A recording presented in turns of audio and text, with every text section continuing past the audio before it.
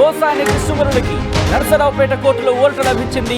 పోసానికి bail మంజూరు చేసింది Narasaraopet court. Bail మంజూరు చేస్తూ ఆదేశాలు ఇచ్చారు జిల్లా జడ్జ్. 10,000 రూపాయల చొప్పున పూచీకత్తుకు సంబంధించి 10,000 రూపాయల చొప్పున 2 పూచీకత్తులు సమర్పించాలని జడ్జ్ ఆదేశాలు జారీ చేయడం జరిగింది. చంద్రబాబు, పవన్, లోకేష్ ను అసభ్య పదజాలంతో దూషించిన కేసులో పోసాని అరెస్ట్ అయ్యారు.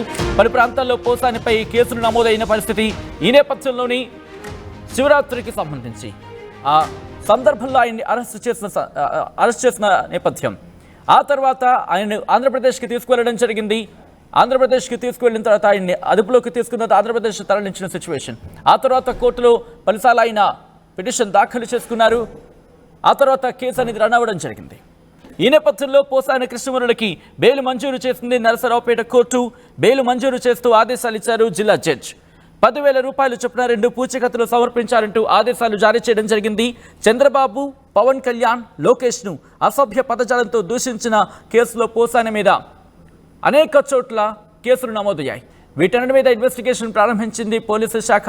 ఆ తర్వాత పోసాని కృష్ణమురళిని అదుపులోకి తీసుకోవడం జరిగింది. అరెస్ట్ చేసి జైలుకి తరలించిన నేపథ్యం.